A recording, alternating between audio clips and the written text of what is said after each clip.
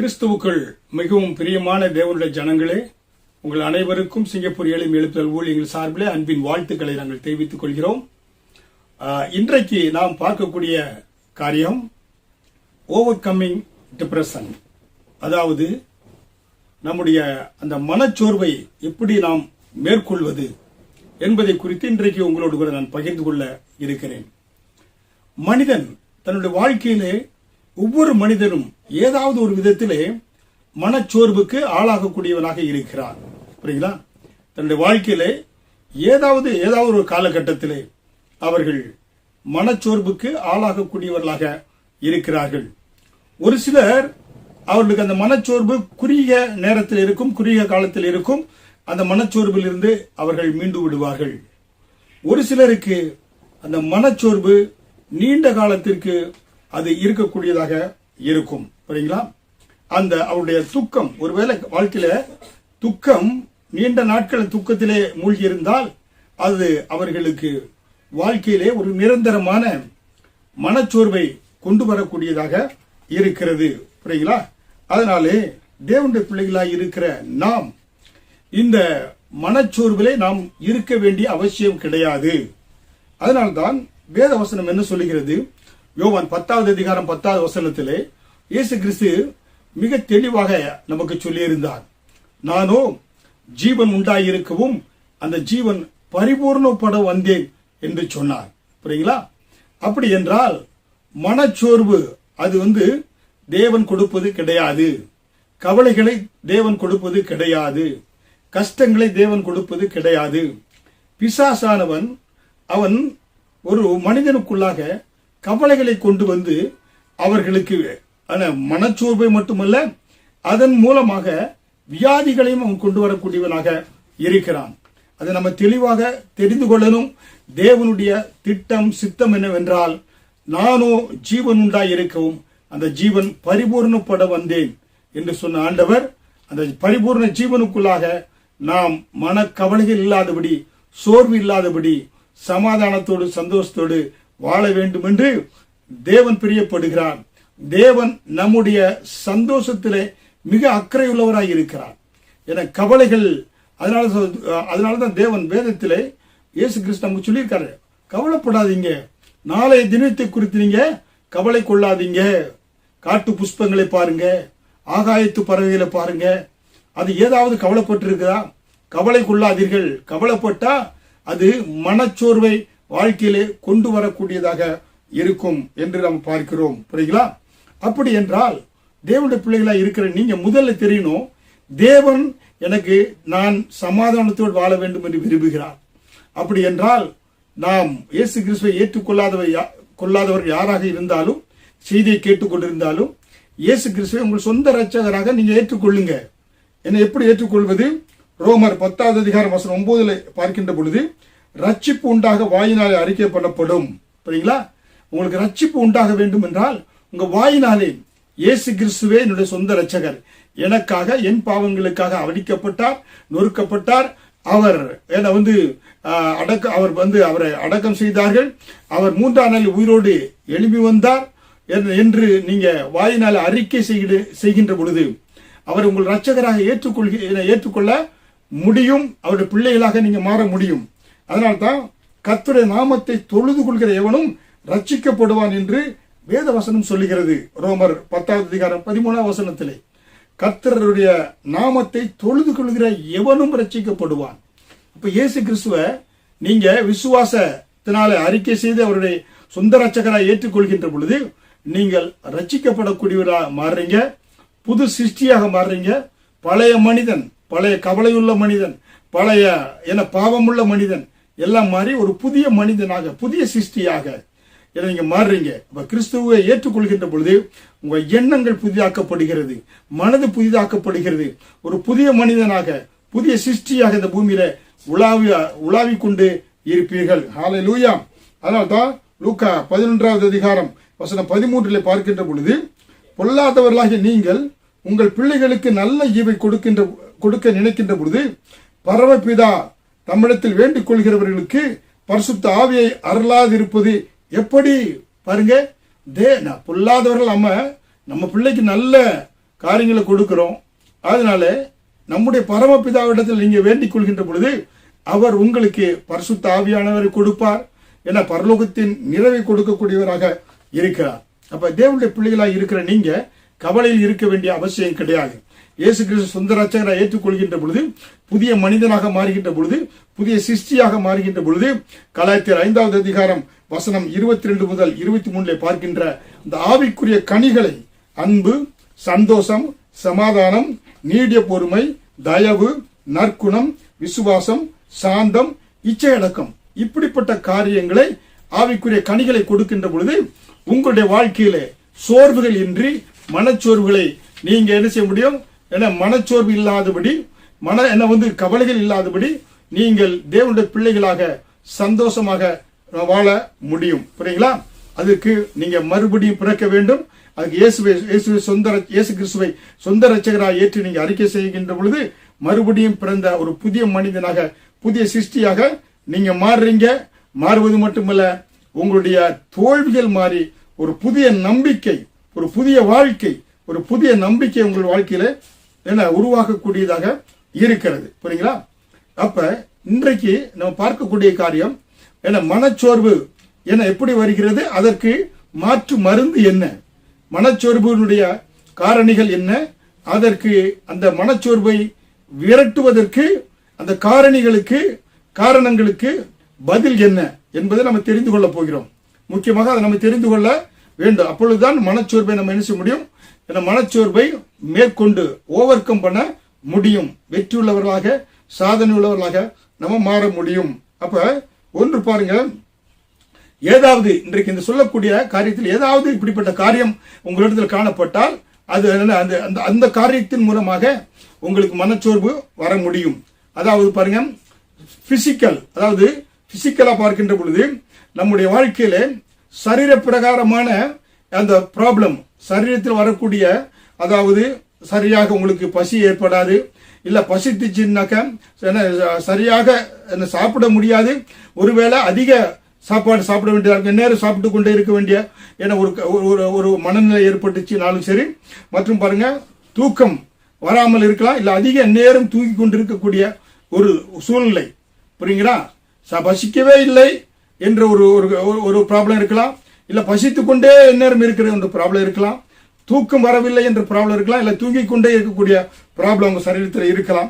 இதெல்லாம் பாத்தீங்கன்னாக்க இது உங்க சரீரத்துல பலவீனங்களை கொண்டு வரும்.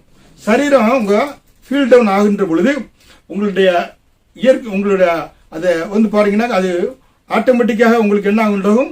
சரீரத்தில் மனச்சோர்வை கொண்டு வரக்கூடியதாக இருக்கும். அப்ப தேவனுடைய பிள்ளைகளாக இருக்கிற நீங்க உங்க சரீரத்தை பாதுகாத்துக் கொள்வதில் நீங்க அக்கறை செலுத்த வேண்டும். உங்களுடைய சரீரத்தை நீங்க டேக் கேர் பண்ணணும். புரியுங்களா? முக்கியமாக உங்களை நீங்க நேசிக்கணும்.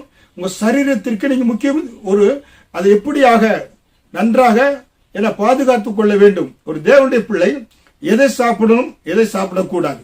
அட்லீஸ்ட் உங்களுக்கு 40 வயது ஆகின்ற பொழுது கண்டிப்பாக நீங்க மெடிக்கல் செக்அப் போனீங்கன்னா நீங்க இனிப்பை குறைக்கணுமா, இல்ல உப்பை குறைக்கணுமா, உங்க சரீரத்தில் பிளட் பிரஷர் எப்படி இருக்கிறது, உங்க சரீரத்தில் சுகர் எப்படி இருக்கிறது என்பதெல்லாம் தெரிந்து கொண்டு சரீரத்தை நீங்க கண்ட்ரோல் பண்ணி எதை சாப்பிடணும், எதை சாப்பிடக்கூடாது தவிர்த்து நீங்க அப்படியாக சரீரத்தை நன்றாக வைத்துக் கொண்டீர்கள் என்றால் உங்கள் சரீர பலவீனமும் வராது, அதே போல அந்த மனச்சோர்வும் இந்த டிப்ரெஷனும் உங்களுக்கு வராதபடி நீங்க என்ன செய்ய முடியும்?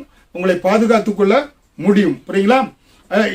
அதுக்கு மேல உங்களுக்கு சரீரத்தில் ப்ராப்ளம் இருந்தா, பிரச்சனை, சரீர ஆரோக்கிய பிரச்சனை இருந்தால் டாக்டரை சந்தித்து அவரிடத்தில் முறையான சிகிச்சை எடுக்கின்ற பொழுது சரீரத்தை நன்றாக பாதுகாத்து அந்த கவலைகளில் இருந்து, சோர்விலிருந்து நீங்க முன்னுக்கு வர முடியும். அதனால்தான் யாக்கோபு 5வது அதிகாரத்தில் வசனம் 14 முதல் 16 பார்க்கின்ற பொழுது அதில் என்ன சொல்லப்பட்டிருக்கிறது?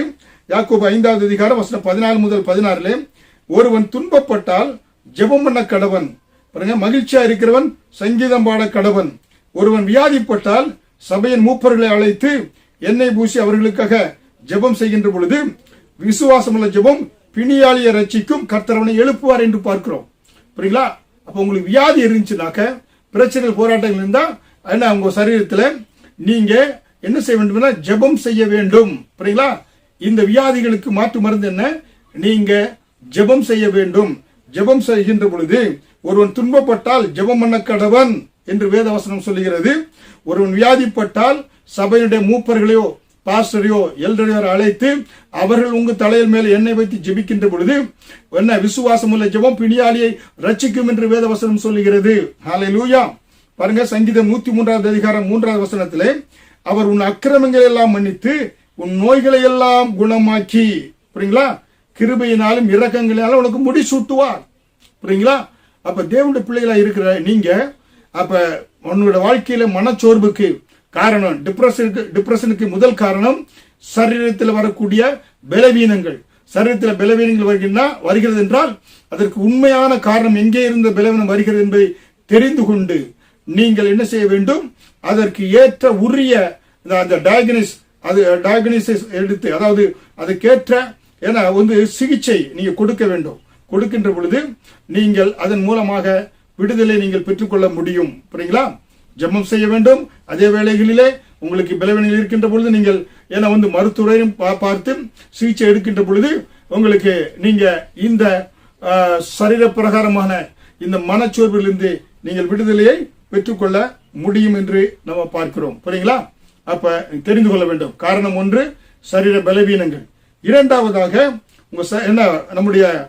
உங்களுடைய வாழ்க்கையில ஆவிக்குரிய மனச்சோர்வுக்கு இரண்டாவது காரணம் புரியுங்களா என்ன என்று பார்க்கின்ற பொழுது லாசஸ் அண்ட் அதர் ஹர்ட்ஸ். புரியுங்களா? அதாவது உங்க வாழ்க்கையில எதையாவது நீங்க இழந்திருக்கலாம். புரியுங்களா? ஒருவேளை நீங்க வேலை இழந்திருக்கலாம், இல்ல உங்களுக்கு அன்புக்குரியவர்கள் மரித்து போயிருக்கலாம், இல்ல நீங்க உங்களுக்கு வர வேண்டிய சொத்தை நீங்க இழந்திருக்கலாம், இல்ல உங்களுடைய காரியத்தை யாராவது அபகரித்து இருக்கலாம், இல்ல உங்கள் பிள்ளைகளை நீங்க இழந்திருக்கலாம், இல்ல மனைவி இழந்திருக்கலாம், கணவனை இழந்திருக்கலாம். ஏதாவது உங்க வாழ்க்கையில ஒரு இழப்பு வாழ்க்கையில நடைபெற்று இருந்தா அந்த இழப்பை நினைத்து உங்களுக்கு மனச்சோர்வு வரக்கூடியதாக இருக்கும். இல்லை என்றால் யாராவது உங்களை காயப்படுத்தி இருந்தால் அந்த காயத்தை நினைத்து உங்க வாழ்க்கையிலே அது மனச்சோர்வை கொண்டு வரக்கூடியதாக இருக்கும். புரியுங்களா? அதனால நீங்க என்ன செய்யணும்னாக்கா அந்த சூழ்நிலைக்கு ஏற்ப நீங்கள் ஒருவேளை யாராவது நீங்க இழந்திருக்கலாம், பொருளை இழந்திருக்கலாம், செல்வத்தை இழந்திருக்கலாம், உறவினர் இழந்திருக்கலாம், உற்றாரை இழந்திருக்கலாம், அன்புக்குரிய இழந்திருக்கலாம்.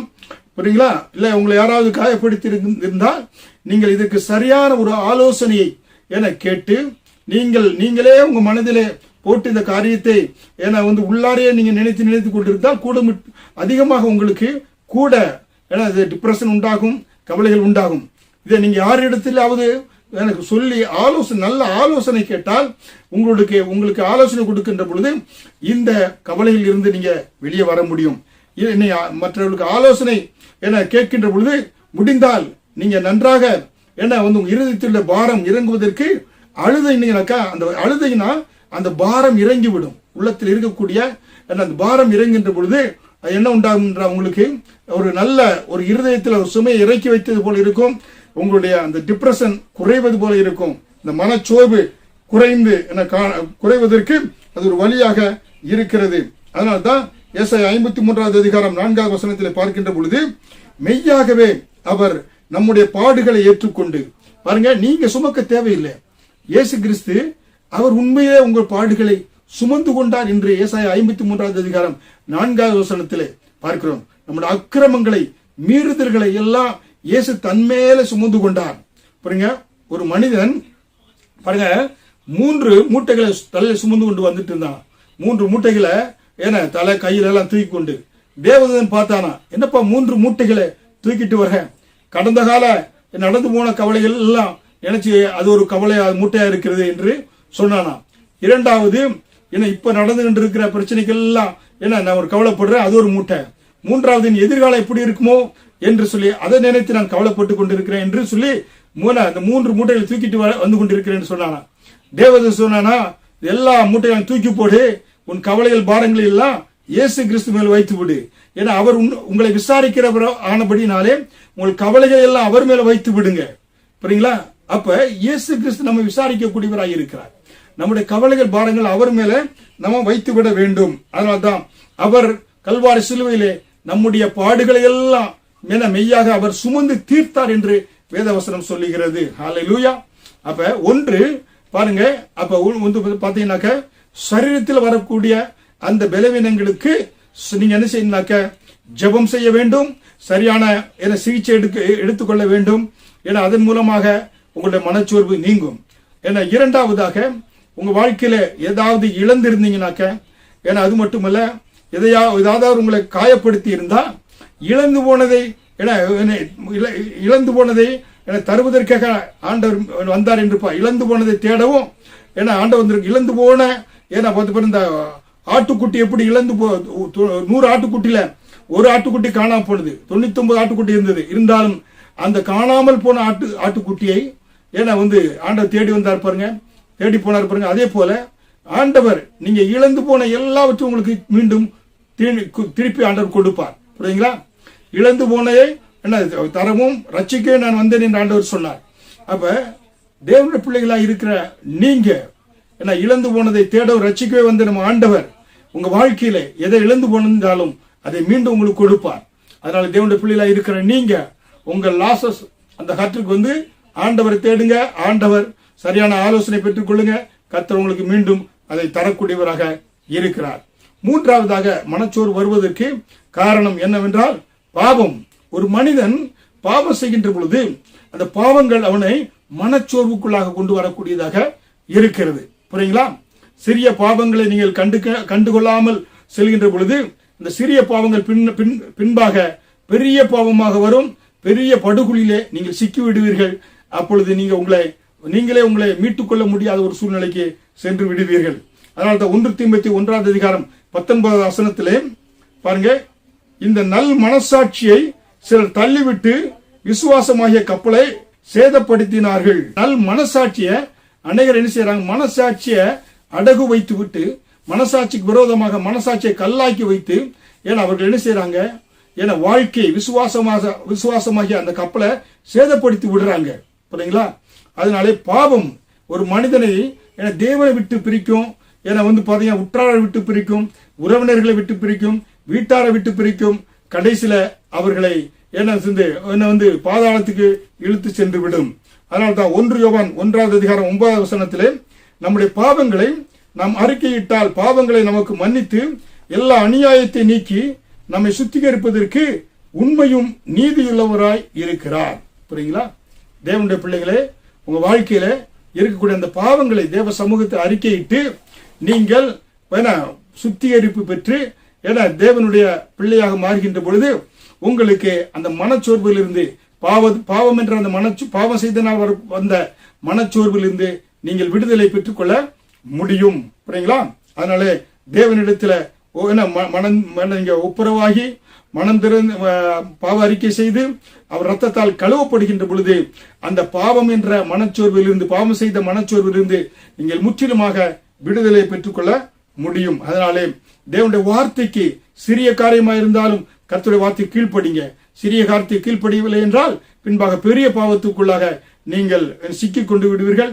பிரச்சனையாக அது மாறிவிடும். புரியுங்களா? அப்ப நிரந்தரமாக உங்களோட மனச்சோர்வுக்குள்ளாக நீங்க சென்று விடுவீங்க. அதனாலதான் தாவீது பாருங்க, பாவம் செய்த பொழுது பத்சேபேலுக்கு விரோதமாக பாவம் செய்து அந்த பாவ மன்னிப்பை கண்டு எழுதப்பட்ட ஒரு சங்கீதம் தான் சங்கீதம் 51வது சங்கீதம். சங்கீதம் 51வது சங்கீதம் முழுவதும் பாவ அறிக்கையின் சங்கீதமாக இருக்கிறது. பாவத்தை அறிக்கை செய்து அதிலிருந்து தேவனிடத்துல அவர் என்ன தேவனிடத்துல மன்றாடி பாவ அறிக்கை செய்து தன்னை மீண்டுமாக நிலை நிறுத்தும்படியாக ஆண்டவரிடத்தில் கேட்கிறார். அதனால்தான் சங்கீதம் 51:12 உமது ரட்சணியத்தின் சந்தோஷத்தை திரும்பவும் எனக்கு தந்து உற்சாகமான ஆவி என்னை தாங்கும்படி செய்யும் சொல்றார். பாருங்க, ரட்சணித்து ஆண்டவரே பாவம் செய்ததுனால நான் ரட்சணியத்தை இழந்து போயிட்டேன், மனச்சோர்வுக்குள்ள இருக்கிறேன், எனக்கு அந்த ரட்சணியத்தின் சந்தோஷத்தை திரும்பவும் எனக்கு தந்து உற்சாகமான ஆவி என்னை தாங்கும்படி செய்யும். சங்கீதம் 51:17 தேவனுக்கு ஏற்கும் தேவனுக்கு ஏற்கும் பலி நொறுங்குண்ட ஆவிதானே, நொறுங்குண்டதும் நறுங்குண்டதுமான இருதயத்தை நீர் புறக்கணியீர். பாவம் செய்துட்டீங்களா? நீங்க வர வேண்டிய இடம் தேவனுடைய சமூகம். தேவனுடைய சமூகத்தில் நீங்க உங்கள் இருதயத்தை ஊற்றி ஜெபிக்கின்ற பொழுது கர்த்தர் நொறுங்குண்ட ஆவியை ஆண்டவர் புறக்கணியார். தேவனுக்கு ஏற்கும் பலி நொறுங்குண்ட ஆவிதானே, நொறுங்குண்டதும் நறுங்குண்டதுமான ஆவியை தேவன் செய்தாரு இருதயத்தை புறக்கணியாதவர் நம்முடைய ஆண்டவர் என்று சங்கீதம் 51 அதிகாரம் வசனம் 17 நாம் பார்க்கிறோம். அதனாலே தாவீதை போல தாவீதும் டிப்ரெஷனுக்குள்ளாக மனச்சோர்வுக்குள்ளாக சென்றார். ஆனால் தேவனை தேடினார். கர்த்தர் அந்த மனச்சோர்வுகளுக்கெல்லாம் நீக்கி ரட்சணித்துள்ள சந்தோஷத்தை மீண்டும் அவருக்கு கொடுத்தார் என்று நம்ம பார்க்கிறோம். ஹல்லேலூயா.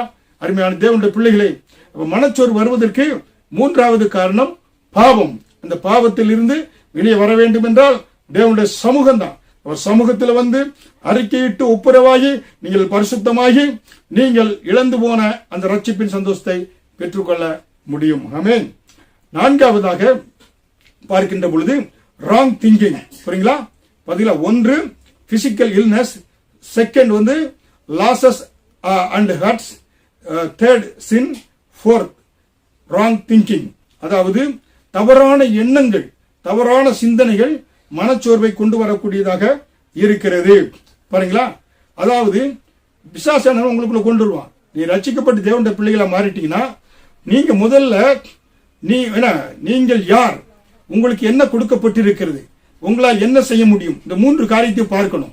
ஒவ்வொரு விசுவாசியும் தேவனுடைய பிள்ளைகளும் கிறிஸ்துவுக்குள் நீங்கள் யார், உங்களுக்கு என்ன கொடுக்கப்பட்டிருக்கிறது, உங்களால் என்ன செய்ய முடியும், இந்த மூன்று காரியத்தை நீங்க அறிந்துக்கிட்டீங்கன்னா தேவனுடைய பிள்ளையா மாறுகின்ற போது கிறிஸ்துவுக்குள் நீங்கள் யார், நான் தேவனுடைய பிள்ளை. என்ன வந்து பாருங்க, கிறிஸ்துவுக்குள் நீங்க யார், உங்களுக்கு என்ன கொடுக்கப்பட்டிருக்கு, தேவனுடைய பிள்ளை என்ற அந்த அதிகாரம் கொடுக்கப்பட்டிருக்கிறது. புரியுங்களா? மூன்றாவதாக என்ன உங்களால் என்ன செய்ய முடியும், என்னை பலப்படுத்தி கிறிஸ்துனாலே எல்லாவற்றையும் செய்ய முடியும் என்று அப்போஸ்தலன் பவுல் சொன்னார். பாருங்க, அதே போல நீங்க என்ன செய்ய முடியும், என்ன பிலிப்பியர் 4 அதிகாரம் 13 வசனத்திலே என்னை பலப்படுத்துகிற கிறிஸ்துவனாலே எல்லாவற்றையும் செய்ய எனக்கு பலன் உண்டு. புரியுங்களா? நீங்க தேவனுடைய பிள்ளை மட்டுமல்ல, உங்களை பாத்தீங்கன்னாக்க உங்களை பலப்படுத்துகிற கிறிஸ்துவனாலே எல்லாவற்றையும் உங்களுக்கு செய்ய இந்த பலன் உண்டு. புரியுங்களா? இதுக்கு மாற்று மருந்து. இந்த ராங் திங்கிங்க்கு என்ன மருந்து? என்னை பலப்படுத்துகிற கிறிஸ்துவனாலே எல்லாவற்றையும் செய்ய எனக்கு பலன் உண்டு. நீங்க விசுவாச அறிக்கை செய்ய வேண்டும். பிலிப்பியர் 4:19 என் தேவன் தம்முடைய ஐஸ்வர்யத்தின்படி உங்கள் குறைவையெல்லாம் கிறிஸ்து இயேசுவுக்குள் மகிமையிலே நிறைவாக்குவார். புரியுங்களா? பண பற்றாக்குறை வருகிறதா, தவறான எண்ணங்கள் வருகிறதா, ஏன் இப்படி சூழ்நிலை மாறிவிட்டது என்று நினைக்கிறீங்களா? பிலிப்பியர் 4 அதிகாரம் 19 வசனத்தின்படி என் தேவன் தம்முடைய ஐஸ்வர்யத்தின்படி, அவர் ஐஸ்வர்ய சம்பன்னர், அண்ட சராசரங்களை படைத்தவர், வானம் பூமி அவருக்குடையது, அந்த ஐஸ்வர்யத்தின்படி உங்கள் குறைவுகள், பண பற்றாக்குறை எதுவாயிருந்தால் உங்கள் குறைகளை எல்லாம் கிறிஸ்து இயேசுவுக்குள் மகிமையிலே நிறைவேற்றுவார் என்று நீங்கள் அறிக்கையிட வேண்டும். புரியுங்களா? இதுதான் மாற்று மருந்து. புரியுங்களா? 2 தீமோத்தேயு 1:7 தேவன் நமக்கு பயமுள்ள ஆவியை கொடாமல் பலமும் அன்பும் தெளிந்த புத்தியுள்ள ஆவியை கொடுத்திருக்கிறார். புரியுங்களா? அப்ப நீங்க இது அறிக்கையிடணும். ராங் திங்கை எடுத்து போட்டு தேவன் நமக்கு பயமுள்ள ஆவியை கொடாமல் பலமும் அன்பும் தெளிந்த புத்தியுள்ள ஆவியை கொடுத்திருக்கிறார் என்று அறிக்கை செய்கின்ற பொழுது அந்த கவலைகள், ஏன்னா பாரங்க, அந்த சோர்வுகள் எல்லாம் நீங்கி போய்விடும். புரியுங்களா? அது மட்டுமல்ல, ரோமர் 8:37 இவை எல்லாவற்றிலும் நாம் நம்மில் அன்பு கூறுகிறவராலே முற்றிலும் ஜெயம் கொள்ளுகிறவர்களாய் இருக்கிறோம். புரியுங்களா? நம்ம மோர் தென் கான்கரர், எல்லாவற்றையும் முற்றிலும் ஜெயம் கொள்கிறவர்களாக நம்ம ஆண்டவர் மாற்றி இருக்கிறார் என்று நீங்க அறிக்கையிட வேண்டும். அதனாலதான் அந்த தவறான அவிசுவாச எண்ணங்கள், இந்த ராங் திங்கை எடுத்து போட்டு உங்களை கர்த்தர் முற்றிலும் ஜெயங்கொள்கிறவராக மாற்றி இருக்கிறார் என்று நீங்க அறிக்கை செய்கின்ற பொழுது நீங்கள் சுகத்தை பெற்றுக் கொள்ள முடியும். 1 பேதுரு 2 அதிகாரம் 24 அவருடைய தழும்புகளால் குணமானீர்கள். பாருங்களா? உங்க வாழ்க்கையில ஏன்னா கவலை, ஏன்னா இந்த டிப்ரெஷன் இருக்கிறதா, ஏன்னா மனச்சோர்வு இருக்கிறதா, நீங்க என்ன செய்யணும், அவருடைய தழும்புகளால் நான் குணமாகி விட்டேன், இயேசுவின் தழும்புகளால் என்னுடைய மனச்சோர்வு நீங்கிவிட்டது என்று நீங்கள் அறிக்கையிட வேண்டும். புரியுங்களா? அதனால்தான் அருமையான தேவனுடைய பிள்ளைகளை, உங்கள் வாழ்க்கையிலே இருக்கக்கூடிய இந்த மனச்சோர்வு நீங்குவதற்கு இயேசு கிறிஸ்து சொந்த ரட்சகராய் ஏற்றுக்கொண்டு அவருடைய பிள்ளைகளாய் மாறி அவர் உங்களுக்காக உங்களை நீங்கள் யார், கிறிஸ்துவுக்குள் நீங்கள் யார், அவருடைய பிள்ளை, தேவனுடைய பிள்ளையாக ஆண்டவர் மாற்றி இருக்கிறார். கிறிஸ்துவுக்குள் உங்களுக்கு என்ன கொடுக்கப்பட்டிருக்கிறது, எல்லாவற்றையும் செய்வதற்கேற்ற பலனை கர்த்தர் உங்களுக்கு கொடுத்து இருக்கிறார். அப்படி நீங்க விசுவாசித்து, அது மட்டுமல்ல உங்களால் என்ன செய்ய முடியும், எல்லா காரியங்களும் செய்ய முடியும். இந்த பிரச்சனைகளை மேற்கொண்டு நீங்கள் முற்றிலும் ஜெயம் கொண்டவர்களாக மாற முடியும் என்று நீங்க என்ன சொல்லுகின்ற பொழுது நீங்கள் இந்த கவலைகளில் இருந்து மனச்சோர்வில் இருந்து விடுதலை பெற்றுக்கொள்ள முடியும். புரியுங்களா? அப்ப இந்த மனச்சோர்வை கொண்டு வருவதற்கு ஒன்று சரீர பிரகாரமான பலவீனம். அதற்கு இயேசு தேவனுடைய அந்த விசுவாச ஜெபம் பண்ண வேண்டும். வந்து பாத்தீங்கன்னா எல்டர்ஸ் இல்ல பாஸ்டர்ஸ் கூப்பிட்டு என்ன செய்ய வேண்டும்? தலையில எண்ணெய் வைத்து ஜெபிக்க வேண்டும். விசுவாசம் அல்ல ஜெபம் பிணியாளை ரட்சிக்க என்று பார்க்கிறோம். இன்னும் வியாதிகள் உங்களுக்கு இருந்தா சரியான விதத்தில் டாக்டர் இடத்துல கேட்ட சிகிச்சைகளை பெற்றுக்கொண்டு நீங்க முற்றிலுமாக பாத்தீங்கன்னாக்க அந்த மனச்சோர்விலிருந்து வெளியே வர முடியும். இரண்டாவது, உங்களுடைய இழப்புகள், உங்களுடைய காயப்படுத்தி யாராவது இருந்தா இழந்து போனது எல்லாவற்றையும் ஆண்டவர் எனக்கு மீண்டும் திரும்பி தருகிறார் என்று விசுவாச அறிக்கையிட்டு நீங்கள் இழந்து போன எல்லாவற்றையும் நீங்கள் பெற்றுக்கொள்ள முடியும். மூன்றாவதாக, பாவம் வருகின்ற பொழுது சங்கீதக்காரன் தாவீதை போல சங்கீதம் 51 பாவரிக்கை செய்தது போல நீங்கள் பாவரிக்கை செய்து அந்த உற்சாகமான ஆவி என்னை தாங்கும்படி கேட்கின்ற பொழுது கர்த்தர் உங்களுக்கு உற்சாகமான ஆவியை கொடுப்பார். நான்காவதாக, தவறான எண்ணங்கள் உங்க வாழ்க்கையில் வருகின்ற பொழுது அந்த தவறான எண்ணங்களை நீங்கள் என்ன செய்ய வேண்டும்? தவறான எண்ணங்களை எல்லாம் நீங்க எடுத்து போட்டு, ஏன்னா கிறிஸ்துவுக்கு நீங்கள் யார், உங்களுக்கு என்ன காரியங்கள் செய்ய வேண்டும் என்பதை தெரிந்து கொள்ள வேண்டும். புரியுங்களா? அதனால அதற்கு பாத்தீங்கன்னாக்க இதான் மாற்று மருந்து, பிரச்சனைகளுக்கு மாற்று காரியம் இதுவாக இருக்கிறது என்று பார்க்கிறோம். அதனால அப்ப நீங்க இந்த சோர்வுகளிலிருந்து வெளியே வருவதற்கு தேவனுடைய அன்பை நீங்க என்ன செய்யணும்? நினைத்து பார்க்க வேண்டும். புரியுங்களா? சங்கீதம் 42வது அதிகாரத்தில் பார்க்கின்ற பொழுது 5வது வசனத்திலே தாவீது சொல்கிறான், என் ஆத்துமாவே ஏன் நீ கலங்குகிறாய்? ஏன் எனக்குள் தியங்குகிறாய்? தேவனை நோக்கி காத்திரு, அவர் சமூகத்து ரட்சிப்பு நிமித்தம் நான் இன்னும் அவரை துதிப்பேன். புரியுங்களா? சொல்றான், தன் ஆத்மா மனதோடு பேசுறான். என் ஆத்மாவே ஏன் கலங்குகிறாய்? என் ஆத்மாவே ஏன் எனக்குள் தேங்குகிறாய்? தேவனை நோக்கி காத்திருக்கணும். புரியுங்களா? தேவ அன்பு ஊற்றப்படுகின்ற பொழுது தேவனை நோக்கி நீங்க காத்திருந்து அவரை துதிக்கின்ற பொழுது இலகுவாக இந்த மனச்சோர்வில் இருந்து நீங்கள் விடுதலை பெற்றுக் கொள்ள முடியும். புரியுங்களா? அது மட்டுமல்ல, பாருங்க, பிலிப்பியர் 4வது அதிகாரத்தில் நம்ம பார்க்கின்ற பொழுது 4வது வசனத்திலே கர்த்தருக்குள் எப்பொழுதும் சந்தோஷமாயிருங்கள் என்றும் உங்கள் சாந்த குணம் எல்லா மனிதருக்கும் தெரிந்திருப்பதாக கர்த்தர் சமீபமாயிருக்கிறார்.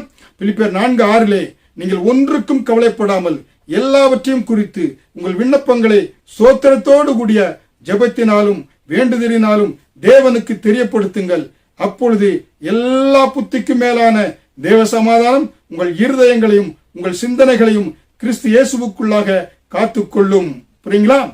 தெளிவாங்க பவுல் சொல்றாரு பாருங்க, எந்த குறித்து கவலைப்படாதீங்க, எல்லாவற்றையும் ஸ்தோத்திரத்தோடு ஜெபத்தோடு கூட தேவனுக்கு தெரியப்படுத்துகின்ற பொழுது உங்களுக்கு ஆண்டவர் எப்படிப்பட்டவராக இருக்கிறாரு? ஏன்னா உங்களுக்கு நல்ல ஒரு சமாதானத்தை கர்த்தர் கொடுக்கக்கூடியவராக இருக்கிறார். புரியுங்களா?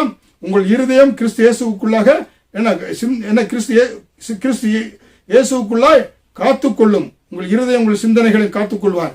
அப்ப நல்லவைகளை நம்ம என்ன செய்ய வேண்டும்? சிந்திக்க வேண்டும் என்று பிலிப்பியர் 4:8 நம்ம பார்க்கிறோம். புரியுங்களா? அதனால தேவனுடைய பிள்ளைகளா இருக்கிற நாம் இந்த பிரச்சனைகளிலிருந்து வெளியே வருவதற்கு, கவலைகளிலிருந்து மனச்சோர்ந்து வெளியே வருவதற்கு நாம் என்ன செய்ய வேண்டும்? வேத வசனங்களை படித்து அதை அறிக்கையிட வேண்டும். புரியுங்களா? அது மட்டுமல்ல, பாத்தீங்கன்னா எபிரேயர் 4வது அதிகாரத்தில் பார்க்கின்ற பொழுது பாவமில்லா பிரதான ஆசாரியர் இருக்கிறாரு, அவர் நமக்கு இரக்கமும் சகாயமும் கிருபையும் அடையும்படி தைரியமாக கிருபாசன தண்டையில் சேர சொல்லி இருக்கிறது. புரியுங்களா? தேவன் நம்ம என்ன செய்யணும்? சேர வேண்டும். அதான் யாக்கோபு 4வது அதிகாரம் 8வது வசனத்திலே தேவனிடத்தில் சேருங்கள், அவர் உங்களிடத்தில் சேருவார். பிரச்சனைகள், போராட்டங்கள், கவலைகள், மனச்சோர்வு வருகின்ற பொழுது தேவனிடத்தில் சேருங்க, ஆண்டவரை தேடுங்க, தேவனிடத்தில் சேருங்கள், அப்பொழுது அவர் உங்களிடத்தில் சேருவார் என்று யாக்கோபு 4வது அதிகாரம் 8வது வசனத்திலே பார்க்கிறோம். புரியுங்களா? அது மட்டுமல்ல, ஏசாயா 26:3 உம்மை உறுதியாய் பற்றி கொண்ட மனதையுடையவன் உம்மையே நம்பியிருக்கிறபடியால் நீர் அவனை பூரண சமாதானத்துடன் காத்துக்கொள்வீர். புரியுங்களா? ஏசாயா 26:3 உம்மை உறுதியாய் பற்றி கொண்ட மனதையுடையவன் உம்மையே நம்பி இருக்கிறபடியால் நீர் அவனை பூரண சமாதானத்துடன் காத்துக்கொள்ளக்கூடியவராக காத்துக்கொள்வீர் என்று வேதவசனம் சொல்லுகிறது. புரியுங்களா? அதே போல யோவான் 14:27 சமாதானத்தை உங்களுக்கு வைத்து போகிறேன், என்னுடைய சமாதானத்தை உங்களுக்கு கொடுக்கிறேன், உலகம் கொடுக்கிற பிரகாரம் நான் உங்களுக்கு கொடுக்கிறது இல்லை, உங்கள் இருதயம் கலங்காமலும் பயப்படாமலும் இருப்பதாக என்று யோவான் 14:27 ஆண்டவர் சொல்கிறார். ஹல்லேலூயா! பாருங்க எவ்வளவு ஆண்டவர் கர்த்தர் நம்மை இந்த மனச்சோர்விலிருந்து வெளியே வருவதற்கு அருமையான வாக்கு தத்தங்களை ஆண்டவர் கொடுத்திருக்கிறார். அதனால்தான் பாத்தீங்கன்னா பொழுது தேவனை உறுதியாய் பற்றி கொண்டீங்கன்னாக்கா, உம்மை உறுதியாய் பற்றி கொண்டிருக்கிற மனிதன் நீ உறுதியாய் பற்றி கொண்டிருக்கிறபடியால் அவனை பூரண சமாதானம், சாதாரண சமாதானம் இல்ல, பரிபூர்ண சமாதானத்தோடு கர்த்தர் உங்களை பாதுகாத்துக் கொள்வார். ஹல்லேலூயா. அதனால்தான் இந்த ஓவர் கமிங் டிப்ரெஷன்ல வருவதற்கு இந்த வேத வசனங்களை நீங்கள் கை கொண்டு அதன்படியாக நீங்கள் என்ன செய்ய முடியும், நீங்க வெளியே வர முடியும். புரியுங்களா? அதனால தேவனுடைய பிள்ளைகளே, சரீர பிரகாரமான வியாதிகளில் இருந்தும், அதே போல லாசஸ் ஹர்ட், சின், ராங் திங்கிங், எல்லா காரியங்களிலிருந்தும் நீங்க இலகுவாக வெளியே வர முடியும். அதற்கு பரிசுத்த ஆவியானவர் உங்களுக்கு உதவி செய்வார். உங்களுக்காக நான் தொடர்ந்து ஜெபிக்கிறேன். கர்த்தர் இந்த மனச்சோர்விலிருந்து, இந்த COVID-19 பெண்டமிக், இந்த கொரோனா பயத்திலிருந்தும், பொருளாதாரத்தினுடைய குறைவிலிருந்தும், எதிர்காலத்தை குறித்து, குடும்பத்தை குறித்து, வேலை குறித்து, எல்லா கவலைகளிலிருந்தும், அந்த மனச்சோர்விலிருந்து ஆண்டவர் நீக்கி உங்களை பரிபூர்ண சமாதானத்தோடு ஆண்டவர் உங்களை பாதுகாத்து நடத்துவார். கர்த்தர் தாம் உங்களை ஆசீர்வதிப்பாராக. ஆமீன்.